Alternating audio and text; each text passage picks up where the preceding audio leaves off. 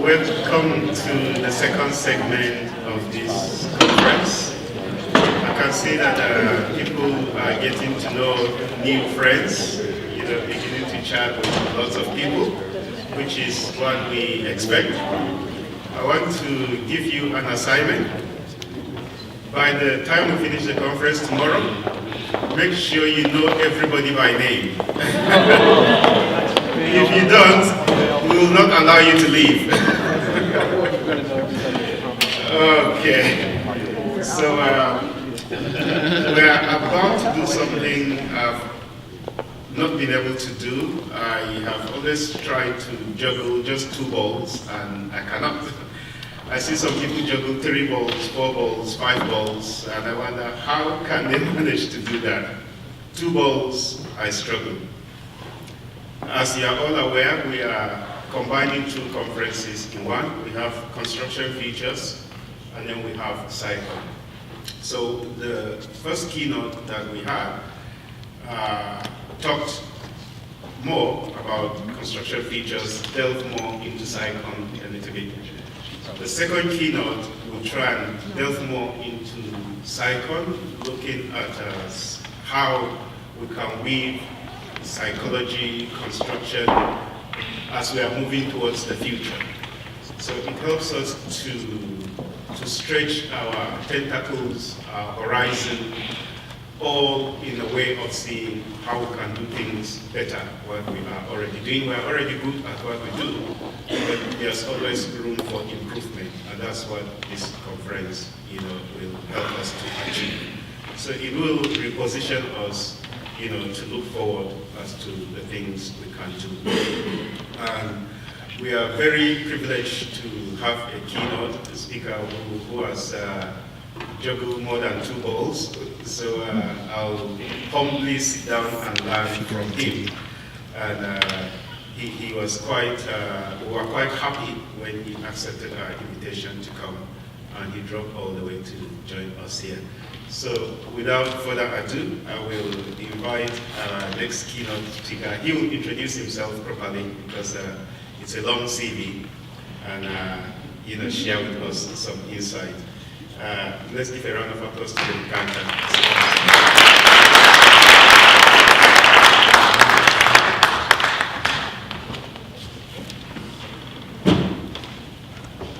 Well, when I was invited to give this talk, I was delighted and horrified in equal measure.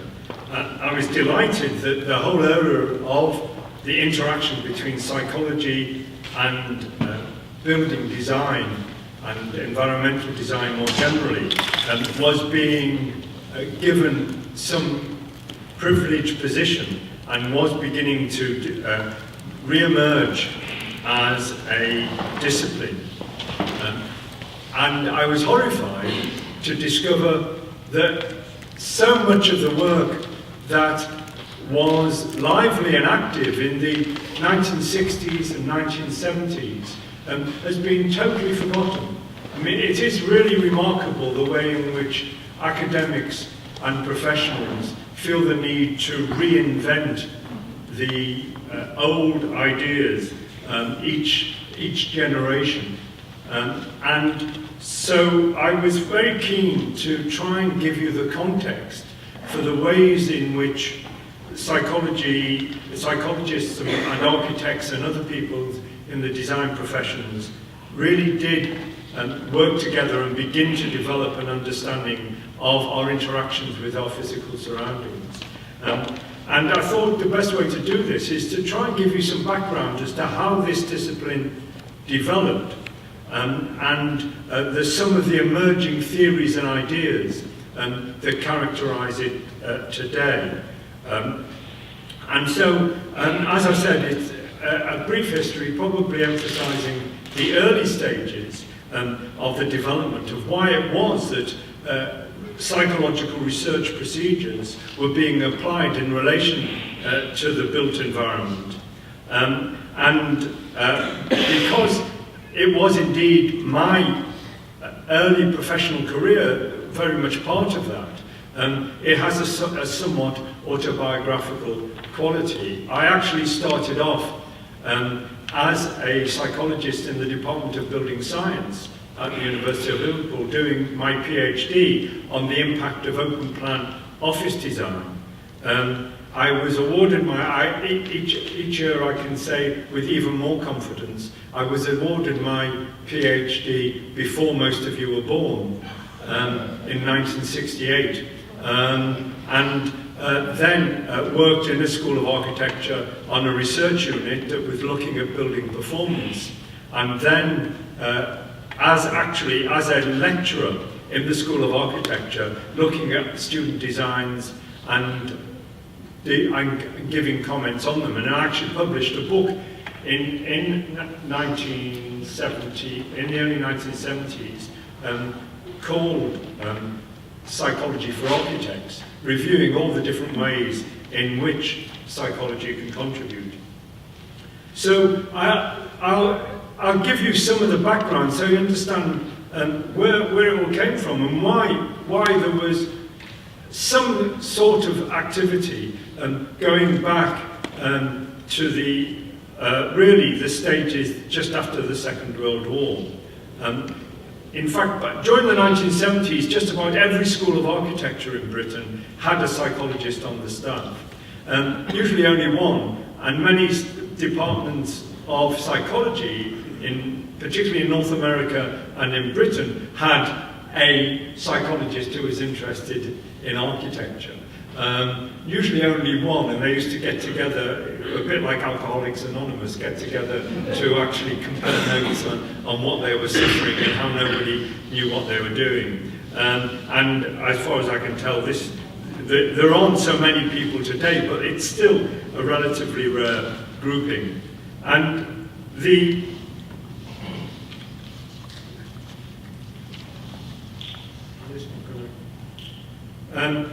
development of all this really came after the devastation from World War II, when there was a huge need to rebuild the country. And what people realized was that they couldn't just allow the building to just be driven by the individual building companies and designers. Because so much of the building was actually being funded by the government, they felt it necessary to start developing ways of control, of principles, of how big rooms should be, how much sunlight should come into the rooms, whether or not, what sort of access there should be, what they should be provided with. And what was realized was that really required research. It was not something you could just simply ask people about. And so they started sociological and psychological studies, looking at how people use their houses, what they use the different rooms for. It was also part of a democratization of the country, of course, because now it was realized that the working classes and the great range of people lived lives that were really rather different from those who were making the decisions, and that you couldn't just assume that they would have a butler or that they would have servants to look after them. You needed to know how they lived, and that became the development of the process. And the other big development in the 1950s was the whole idea of systems. Does this work? I'll just do it. No? It's okay, I'll use it. I'll use the mouse. The idea that in order to understand complex processes, you need to see them as systems. It was a breaking away from very mechanical ideas of pushes and pulls and engines that would be dealt with in terms of simple forces. You had to understand systems. And one of the, I mean, we take it for granted now, it's a common word, feedback. But one of the great ideas was that any system, to understand it and for it to be effective, you needed to have proper feedback. And that became a bit of a mantra in certain areas of architecture. That there was a need for to understand how effective buildings were, what people's reactions to them were, how they use the buildings. The old comment used to be that they build these houses for working class people and they keep the coal in the bath. And the argument, well, they didn't know what a bath was for, but it wasn't true. It's because there was nowhere else to keep the coal, and it was more important to keep warm than to have a regular bath. So this understanding of how people use spaces and how they felt about them became very important. And that gave, as part of that, there were a whole series of studies that. God, this system is. There we are. I found a button that works. In 1961, there's a huge study of how people use their houses. Became the Parker Morris Committee, and even today, the rules that they laid out as to the sizes of living rooms, the amount of daylight that should be allowed into different rooms, about the different facilities that should be available, that was all based on detailed studies of people's experiences of places. And it was built around the idea that there are changes to the ways in which people want to live, the things they own and use, and in their general level of prosperity, and the great more informality of home life, and to re-examine the kinds of homes that we ought to be building, and to ensure that they will be adequate to meet the newly emerging needs of the future, as well as the basic human needs which always stay the same. So there's a huge set of psychological ideas built into these guidelines. The idea that people have basic needs that have to be satisfied. What are those needs? How does a building satisfy them? That people are changing, so that you can't just assume that because you know how you grew up, that you would actually be able to design a building or to understand how it was going to be used. And in fact, in America, some of the first psychologists and psychiatrists, clinical psychologists, became involved with architects designing psychiatric facilities, because architects said, we're not mentally disturbed, we don't have the sort of psychotic problems that these patients have. How do they see the world? If we're going to design buildings that will house these people, how can we do that? And so they brought in psychologists and psychiatrists initially, and in fact the first use of the term architectural psychology was in relation to the input into the design of psychiatric facilities. And that began to unfold in relation to a range of other building types, studies of schools, and studies of hospitals more generally. And all of these were related to understanding people's experience, so it would feed into design. But in order to do that, there was a need to start developing a methodology. So in the 1960s, there began to be a variety of ways of studying people's experience of buildings. And in fact, the unit I became involved in studied office buildings. And this again was relating to developments in a huge upsurge in the design and development of office buildings, but also the awareness that the ways in which the building forms could be created was changing. And in fact, the people who funded this research were Pilkingtons, who made glass, who sold their glass to the makers, to the designers of office buildings. And so their studies, the studies were looking to some extent, of the whole issue of daylight and of how you create office buildings that we're affected to be part of. And my supervisor, Brian Wells, he did his PhD interviewing people. You can see the age when this was. He's a reel-to-reel tape recorder, interviewing people about their experiences as office buildings and beginning to develop tools that explored, gave people models to look at, and develop a whole series of different tools were developed for exploring people's experiences. Because one of the things that became very clear very early on is it's no use just asking people how they feel about the building, what they like about it, how it can be improved. All that happens is that people say, well, I'd like a little bit more of this and a little bit more of that. That's why you need designers and architects. They can imagine and they can go beyond the immediate experience of a particular building form. But in order for them to have that informed by people's understanding, you have to do the research to explore that understanding and to understand the ways in which buildings can operate. And as part of that process, as I said, the unit I became involved in was called the Building Performance Research Unit. And this was the idea that buildings needed to be evaluated in a whole range of different ways.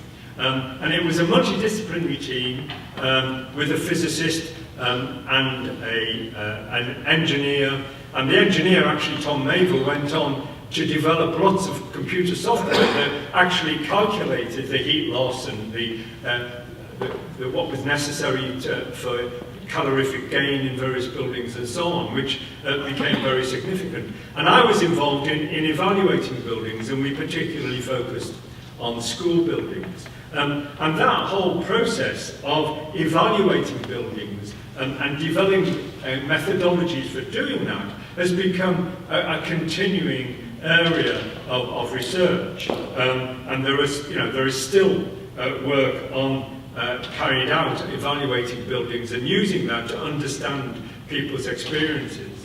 But also there was the exploration of how people use space.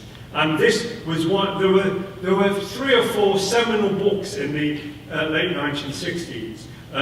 This was one of them by Robert Summer called Personal Space, in which he introduced the idea that has found its way into popular culture, that people sit in relation to each other in ways that have some sort of significance and some sort of comfort. If we look at this room and we were to measure the distance between people, we'd find it was reasonably consistent. And not only that, I can see there are 2 people there who are clearly friends because they're sitting slightly closer together. And the whole idea of body language began to emerge out of these studies. But these studies were originally focused on the use of space. I've done these studies with students. I mean, another thing that you find here in this room is there's not many people sitting at the front. And invariably, you'll find in those of you who give lectures, the questions tend to come from the people sitting at the front. And the people who want to engage with the lecturer will tend to sit near the front. The people who want to be able to catch up on their night's sleep or want to be able to get away quickly, they will sit at the back. So the whole use of space and how people relate to the space is something that there have been a lot of studies on, and are very directly relevant. I mean, when I walked into this room today to show I was lecture, I said, well, you're very into the furniture like a nightclub. This idea of sitting around tables is not the normal way, but the suggestion that Ezekiel said earlier that you all have to get to know each other, and that part of the process of this conference is this interaction, what we nowadays call networking. Obviously, they use this layout to facilitate that. So that's an active understanding of the way in which physical forms actually interact with the social interaction between people. And that's become a whole other area of study, besides the direct evaluation of buildings. And then out of this began to emerge a field of architectural psychology. And I organised a conference in 1969 when I was quite young, very young, brought together people, and we published this book. And I always looked with some embarrassment at this photograph I was very proud of, that I put on the cover of the book. Some of you will recognise these as Hollerith cards, as IBM computer cards. And before in the past, I mean, I used to give lectures to students and show them to them and explain to them how they work. You used to punch these cards and feed them into the computer as a way of giving the computer data. And this was a little, actually antique wooden model that I used in some studies of classrooms. But I'm a bit embarrassed about it because it implies a very mechanical idea about how we deal with buildings and their users. And the debates in the late 60s, and there's even articles in this book, was about what was called architectural determinism. And I'm horrified to see in conferences, there has been a conference recently in America, 2 years ago in America, around what I've called architectural psychology.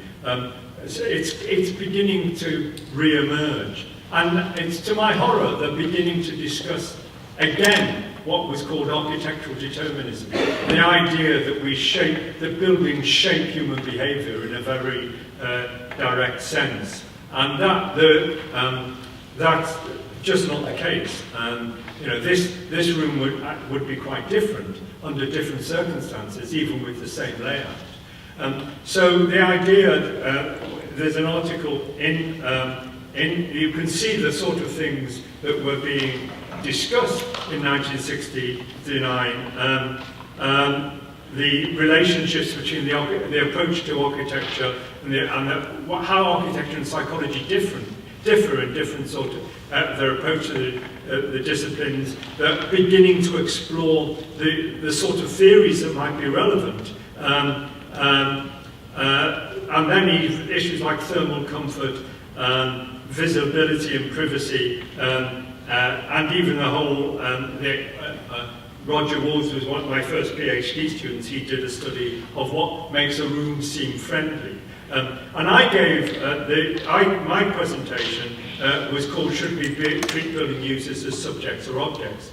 And this is really fighting against the determinist idea and the very behaviourist stimulus response idea that it's still something to engineers quite difficult for them to get their head around, that people don't actually operate by being pushed directly by the physical environment to feel, think or act in a particular way. It's a much more complex interaction.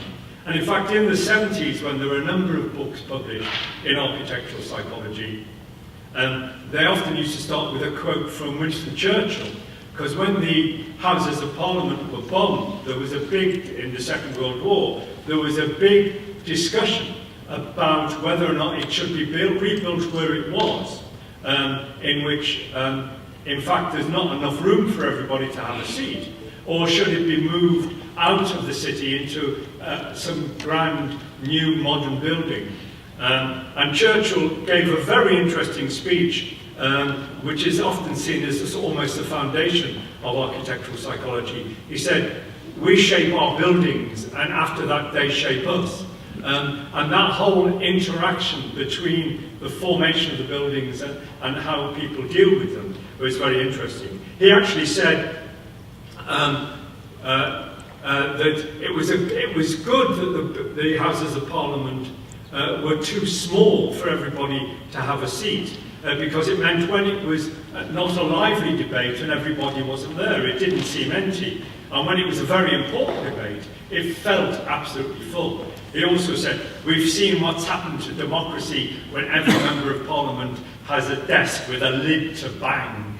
A very interesting exploration of the symbolic qualities of spaces, not just their functional qualities. And really, this was a move towards the development of theories in architecture. And I put forward a view that I still think is reasonably good exploration, good account of how architecture works, what I called a theory of function. I'm basically saying that architecture works through three mechanisms. One is as a filter. It keeps all the bad things out and lets the good things in. It lets light in, and it keeps the cold out. It has some sort of acoustic separation. And that requires a tremendous amount of psychological input that is often part and parcel of building science. These days, the whole issue of thermal environment or the acoustic environment, but it's based on psychological principles. After all, the decibel scale is a logarithmic scale because we react to magnitudes in a logarithmic way. So there's a tremendous amount of psychology built into that area, and it still continues. A second component is the way it houses possibilities. I've talked a bit about the use of space and the exploration of space, and that issue is really central to understanding how spaces operate. Lots of studies showing that the relationships between spaces actually influence the social possibilities. And Bill Hilliard developed, who has a chapter in that 1969 book, he developed the whole mathematics that was called spatial syntax, that initially, he said, was only about the maths of space, but in arguments with him, I think I managed to convince him he was really looking at social processes. And then later books he actually used the term social in his title. So that whole idea of the mathematics of the relationships between spaces carries huge significance for how spaces are used. And then finally, a very important point, and one that really psychologists only began to study sort of later in the sequence, is the way buildings have meaning. They have symbolic value. And there are all sorts of details. I mean, a room like this is full of all sorts of nods in the direction of different sorts of significances and meanings. And I think that idea was quite influential in the 1970s, where they began to develop postmodernism and the idea that architecture could draw upon different sorts of meaning routes for its development. Up until that point, architecture, I don't think there are many architects here, so I can be as rude as I like about them, but architecture tends to operate in terms of slogans. And there was the form follows function slogan, the idea that the notion that modernism was very much reflecting a functional form to buildings, which of course was nonsense. It was very much a particular style. Then there was the wonderful idea, what they call the duffel coat approach to buildings, long life goose fit, the idea that you didn't try to design too precisely for a use because things would change over time. And then there became Deconstructionism and all sorts of philosophical ideas in architecture, which really were different approaches to style and design. But the idea that buildings have meaning became very significant, and then a huge range of studies exploring that. I produced a book a little later that began to bring some of these ideas together. And for instance, we did things, began to explore this relationship between what architects thought would happen in a building and what actually happened in a building. I actually spent a year in Japan and actually studied the use of space in Japanese homes, which turned out to be very interesting because the idea was that these are just open, flexible spaces and could be used for anything, but that's not the case. They do take on a particular process. Stephen Tagg, another one of my PhD students, his PhD was on subjective meaning and the way in which buildings actually take on their meaning. And then there were other issues like the influence of crowding on children's behaviour and how children use playgrounds. That whole area of children's use became very important. And so as I mentioned, by the 1970s, my School of Architecture had courses in psychology, and I was teaching in the School of Architecture at Strathclyde, and actually put a book together that dealt with the various stages. There was a different process, different area of psychology for each stage in the design process, starting off with perception and how you see spaces, and ending up with the organizational psychology, which is directly relevant to the whole process of the way in which buildings are created. So we started, then there was a later book in 1975 really mapping out thermal environment, acoustic environment, luminous environment, spatial environment, looking at buildings in use, and then understanding the city and living in cities, and then even moving on to the natural environment, and beginning to think about contributions to environmental decision making. And as I say, what began to emerge out of that was an awareness by architects, very much initiated by Charles Jenks, hooking into ideas in postmodernism that really came out of English literature. And that whole issue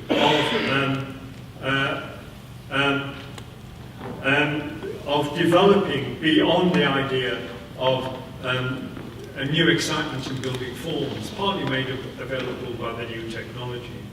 And then there were these books beginning to emerge in the late 1980s, really exploring how buildings have their meanings and take on their meanings. This had really been initiated in 1969 by a book that really shocked architects, called House Form and Culture by Amos Rappaport, that argued that the form of houses actually related very much to cultural processes rather than just to building requirements. At that stage, architects were surprised that building forms actually carried all sorts of significance. And as part of that whole process, as I mentioned, we began to do a variety of studies. One study that Roger Walls did was looking at room friendliness, and in fact this was a very experimentally designed study in which you have rooms these are actually scale models that were built in the School of Architecture of rooms in the new School of Architecture in Glasgow at Strathclyde University, and various aspects of the rooms were modified. And people were asked to rate them in terms of how friendly they were. And so we're beginning to build up a more detailed picture of what components of the building contributed to the experience of the space. But of course, the experimental process was very limited. You only could deal with a few components at a time. And it meant that it was very artificial. And as I said, we began to realize through studying people's interactions with the buildings that they brought meaning to them, that they shaped them, that they used them in a whole variety of ways. And as part of that, I began to explore the people's use of space in emergencies, in buildings on fire, because the building regulations assumed a very mechanical model. You have a set number of exits, you work out the speed at which people operate and how wide they are, and you just do the mathematical calculations, and that will tell you how quickly people can evacuate a room. And so the building regulations were built around that.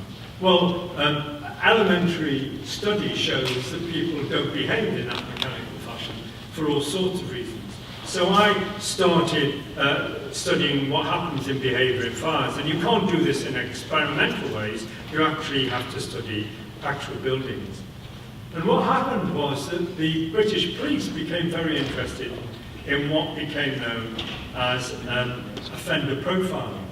And because I've been looking at people's behaviour in fatalities, in which the police collected information, it's a long story, and you'd have to read the paperback to get the details of this. I got asked to contribute to a police investigation, the police were very pleased with the contribution that was built upon my experiences of studying people in natural circumstances. And this gave rise to a whole idea of studying the time, place, the victim, the traces of actions, witness reports, and on the basis of those, building up some sort of inferences of the characteristics of the offender.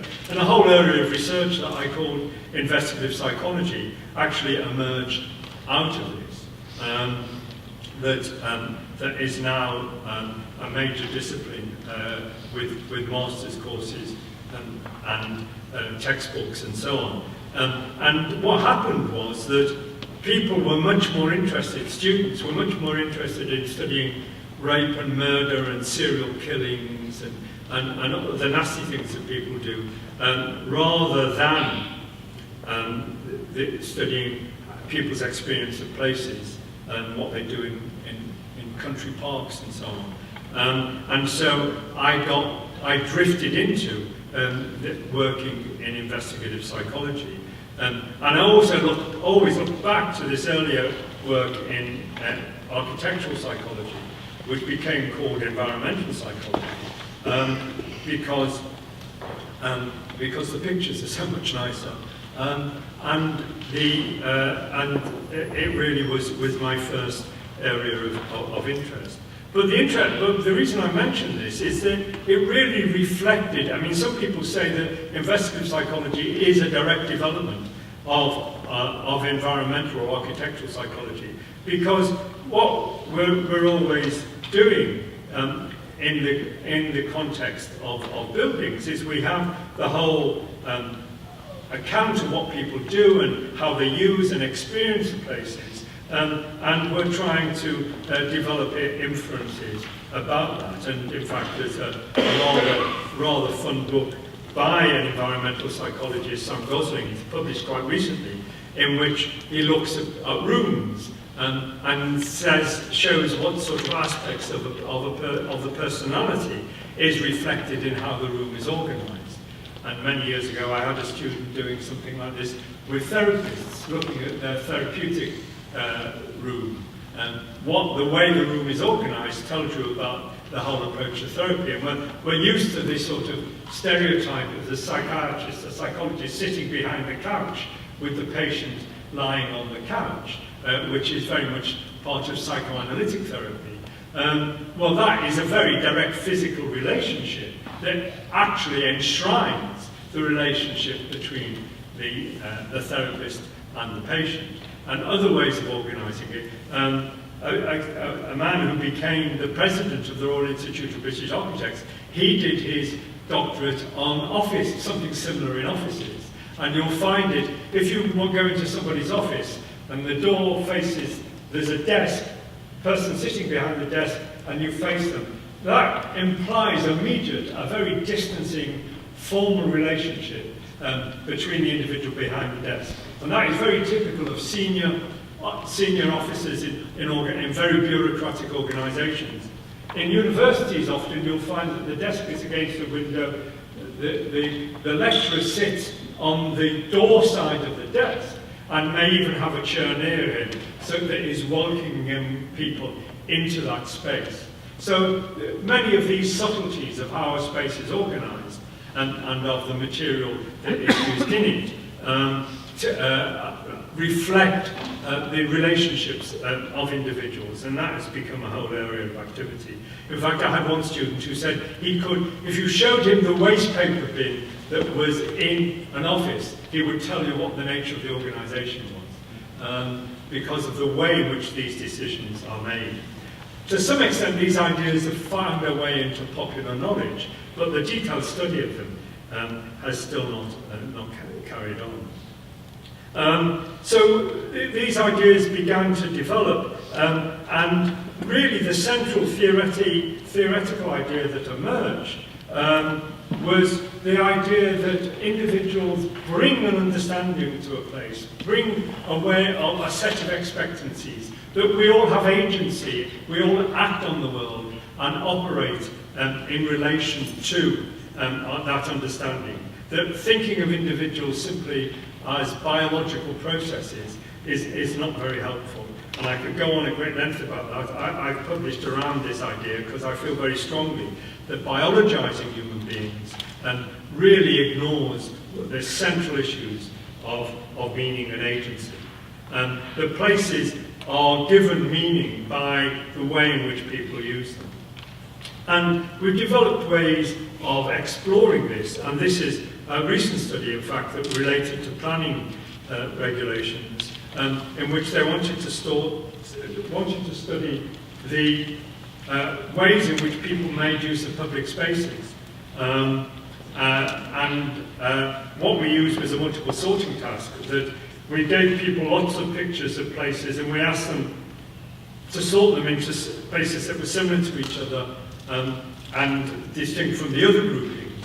And we asked them to discuss what those differences were and indeed to say what they would use them for. So we could build up a way of understanding the different uses, and then we use a particular type of statistical analysis that allows us to represent that qualitative material in a rather quantitative way. And we end up with actually 3 or 4 quite distinct subsets of places that carry quite distinct meanings and patterns of use and so on, that was very relevant to the planning decisions that were being explored about how the places would be used and what sort of places would be necessary and what you could do to these places to make them more effective. There were those that were local, convenient, just where people would go for sort of brief visits. There were those that were tranquil and picturesque, but they didn't have cafes or public toilets, not much in the way of facilities. And then there were those that were jogging and hiking, good for bike riding, quite different sorts of places. And finally, those you would go for a day out where you could take children, would have all sorts of facilities. So it gave us a way of thinking of the underlying structures of people's experience of these places that we could then feed back into some of the decision making around the planning and the places that might be available.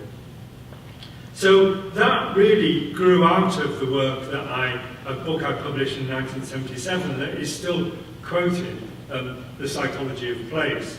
And that really developed the idea that our experience of places usually has 3 components. They have the physical form that carries meaning and significance, the conceptualizations, what we think of it, what we expect in it, and then what actually goes on in there. And that produces a cycle of activity that it's got to turn itself off. That produces a cycle of activity that really generates the use and experience of places. And the important point is that the meaning of places is defined as much by human activity as it is by the physical form. This is the Golden Gate Bridge, but when there's a marathon on, it's a totally different place, totally different sorts of experiences. Children actually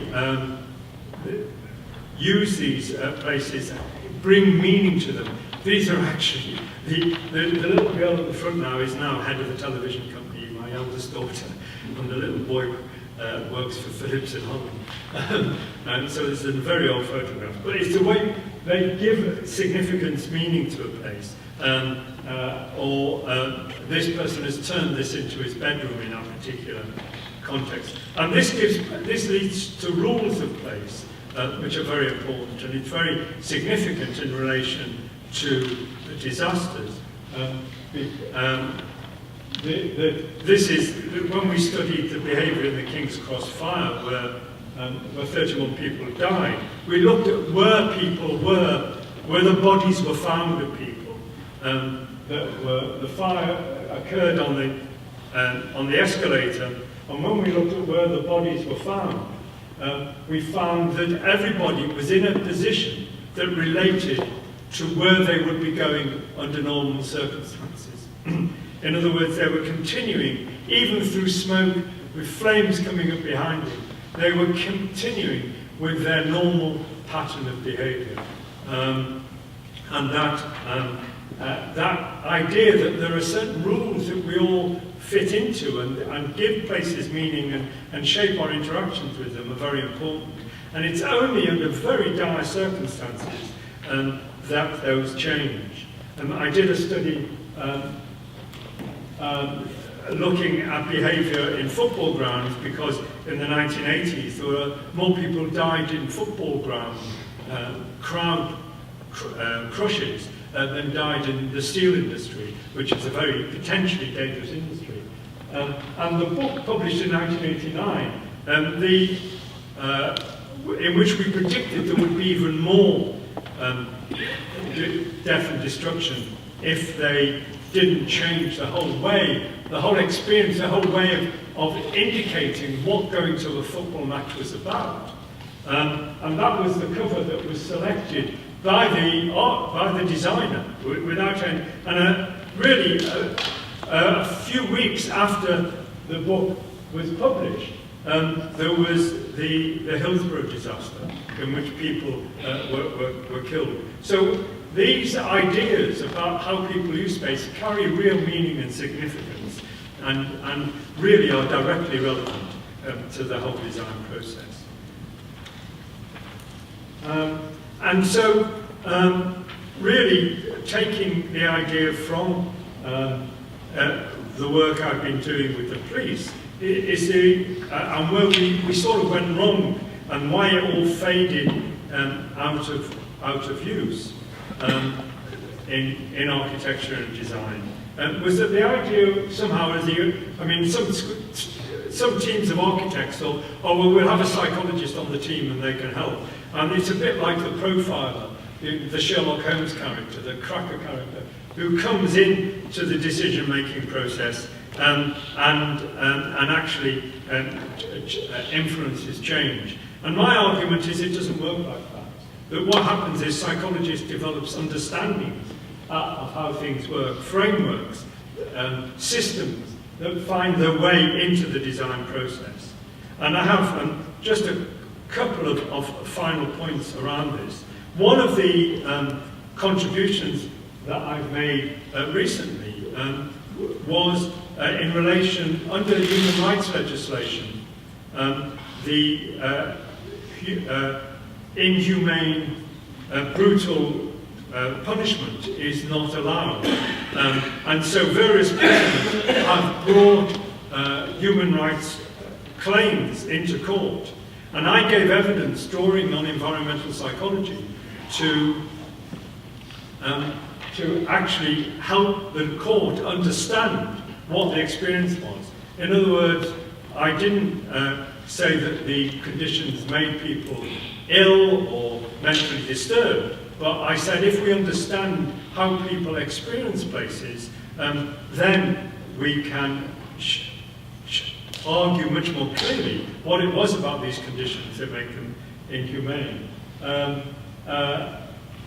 lack of opportunity for these places, for the patterns of behaviour, for the understanding of meaning and significance, the personal space and these ideas of people's territory. And this is what the judge said when he actually accepted that the prisoner had inhumane conditions.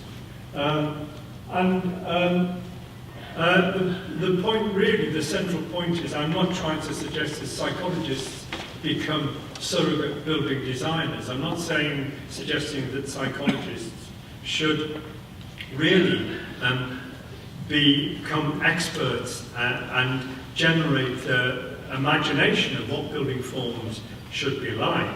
What I'm saying is that psychologists develop an understanding of how people experience, use, and manage and control places.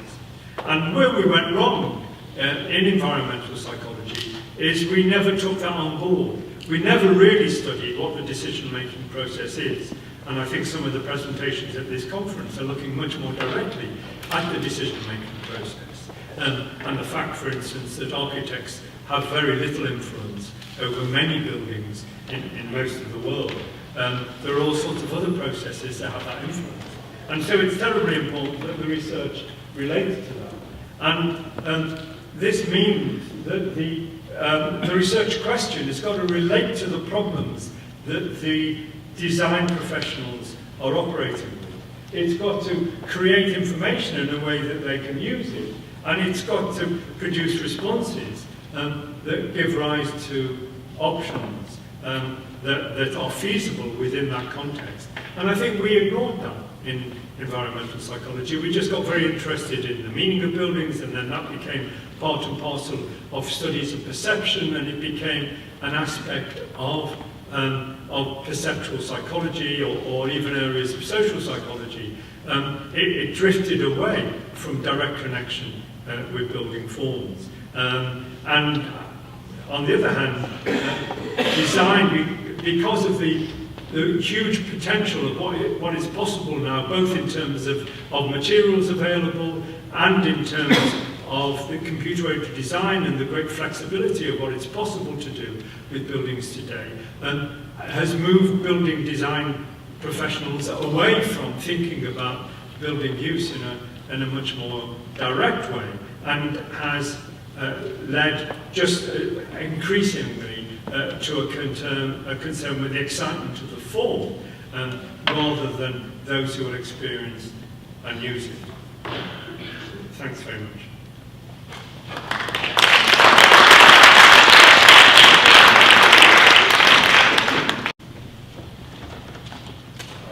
Thank you very much, Canter, for that good presentation. We've heard from somebody who has seen it all, done it, won the T-shirt. So we'll give room for a few questions, and in keeping with our vision of knowing each other, if you've not introduced yourself, if you want to ask a question, just tell us your name so that we'll all know you. Floor open for 1 or 2 questions.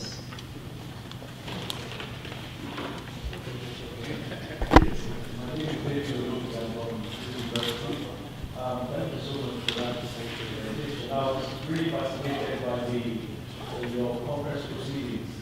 First, the first one you had, I was trying to just look at some of the topics, and I found that occupational or people behavior in spaces was a topic I saw like 50 years ago, and we're still talking about behavioral changes and attitudes in the space. How do you think the involvement of technology, advancements in technology has helped this area of work in your perspective? How do you read through it and work through it? So I don't know if everybody heard that, but the question is about how the developments in technology is influencing particularly our studies of human behaviour and our understanding of human behaviour. And of course, the great developments in sort of GPS types of systems and the ability to monitor people and where people are, and the whole potential for video. I mean, there are studies now using that. I mean, in the old days, we used to just observe people and follow them around buildings. And in fact, one of the students, when I was doing my PhD, one of the students looking at patterns of space use used to have a plan with pins on it, and he would, every journey was a piece of string, piece of wool, so he could count them up. But of course now all of that can be automated, so we can have much more detailed studies of people's use of spaces and how they experience them. But there's still a lot to be said about observational studies, but even observational studies lend themselves much more to the actual seeing what people are doing in detail. But then closer time-lapse photography and all those sorts of issues can make it much more important. And I think we can develop much more sophisticated models now of the systems that are involved. I mean, as I said, that Roger Woolsey's studies of rooms, build little models. Well, of course, I did a little study with film that took a lot, so there were moving images. It took ages to do. Now you could do that very quickly. So I think there's tremendous scope for revisiting a lot of those early ideas, using them with new technology, and developing much more sophisticated models of behaviour and space use. Pekka Huovinen from Finland. What do you think about architects who also design everything inside the building, furniture, etc., like Aalto did at the Helsinki University of Technology? Yeah, that was the great sort of artist. I mean, Frank Lloyd Wright was one of the first to start doing that, and obviously a number of the Finnish architects. And that became very much everything down. Well, even Macintosh did as well, actually, right down to the door handles and everything. Well, that's fine. That adds a certain quality of the art form if these are leading artists. But it is the extent to which they actually reflect use and experience to do that effectively. And also, it gives.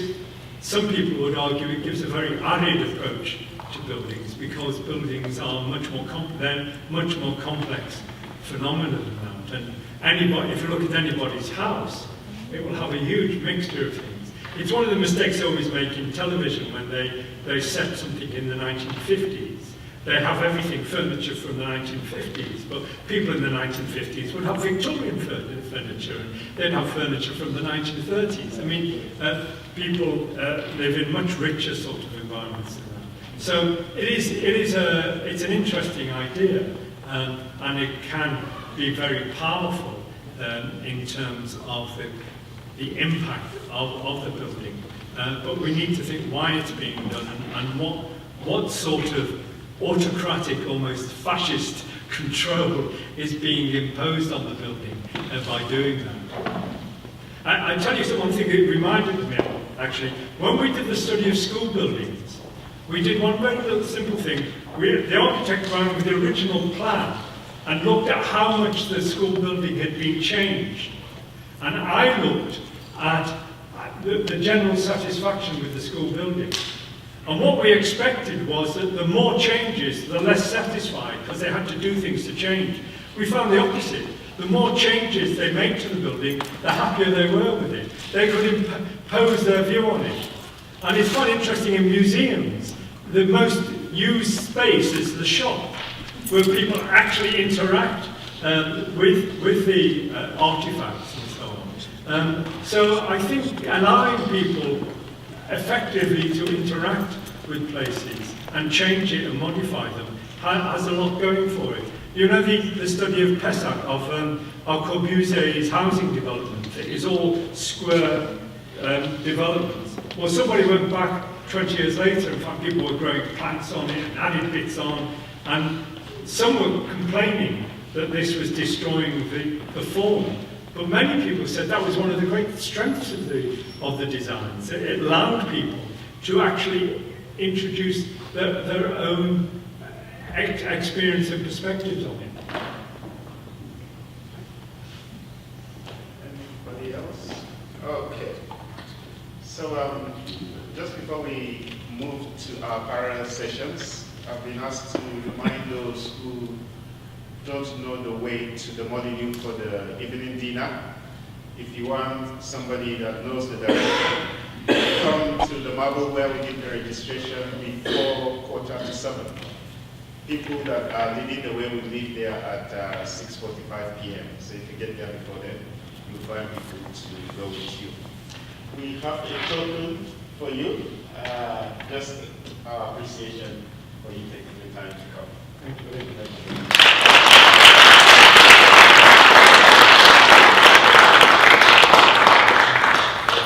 So we'll break down to 3 parallel sessions. We're using the same 3 rooms as before. So the session you've chosen to go